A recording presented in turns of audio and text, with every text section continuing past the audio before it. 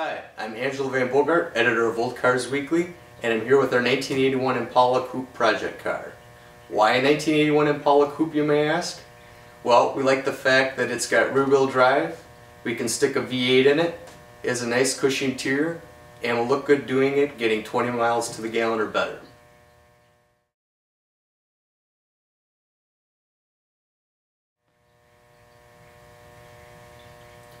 Now, a 1981 Impala Coupe is kind of a unique car.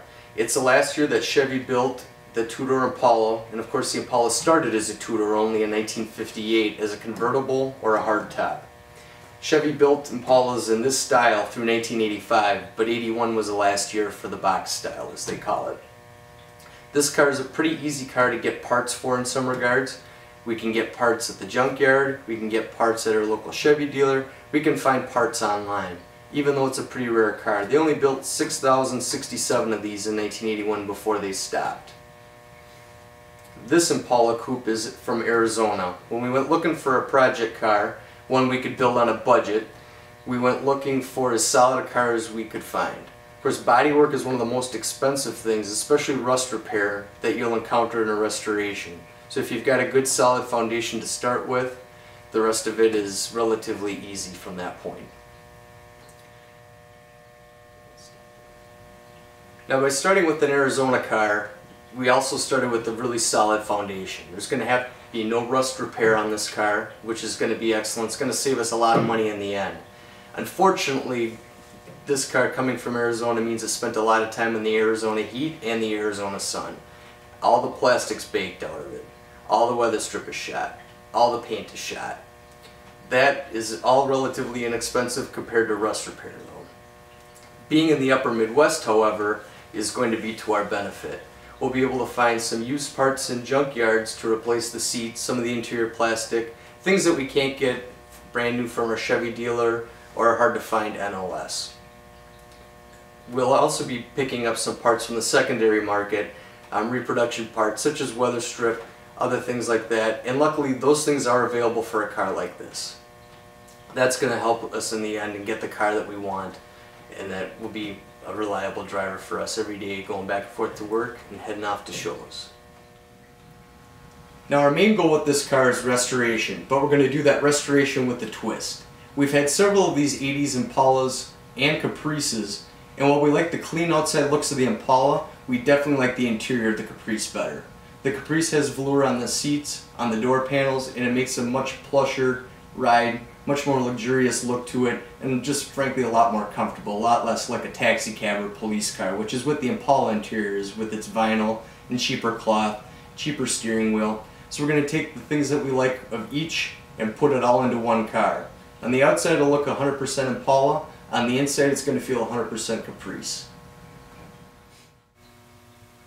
When the Impala came to us, it was definitely wounded. The engine barely ran, but the interior was absolutely shot. We started right away by removing some of the pieces we knew we weren't going to be using, like the carpet and the dash cover. The dash cover literally crumbled into pieces, so we just threw that right into the garbage can. By taking out the carpet, we were also able to assess the condition of the floors, make sure that the car was as solid down on the bottom as the rest of it looked on the outside. And in fact it was. So we've got a very good start. We happen to have a Caprice seat laying around from a car that we had previously owned. So we went ahead and threw that in, threw away the nasty bunch seat that was in here when we got the car. The glass was also broken in the door, which is a pretty common problem that these cars undergo once the door latch breaks, and that was the case on this car. We went ahead and fixed the door latch, sourced a new piece of glass, and we've kept the door panel cover off while we go ahead and work on the rest of the car. Kind of gives us a better access to the weather stripping, some of the other pieces of construction to the door, so that as we're working away on it, we'll be able to get at this part whenever we need to without having to take the door panel off and on.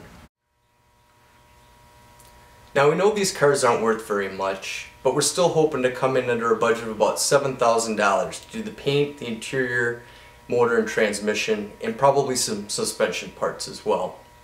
Right now we've got $1,500 into the car, which in all honesty is probably $750 to $1,000 more than it's worth. But we did buy the car sight unseen and had a friend look at it for us who was in Arizona, and he gave us a pretty accurate assessment of the car. It's just that talking to somebody over the phone, looking at some pictures, talking to the seller, it all ends up with a slightly different story once you see the car in person. We're still pretty happy with the foundation that this car gives us, but it's going to take a little bit more work than we thought. Regardless, we're still kind of hoping that we come in under that budget. So right now we're $1,500 into the car. We've spent about $312 on weather strip at this point, and we were able to find a parts car for $300 locally that gave us some of the hard to find interior parts, mostly plastic. We weren't able to get things like seats and door panels out of it, however, so we're still looking for those items.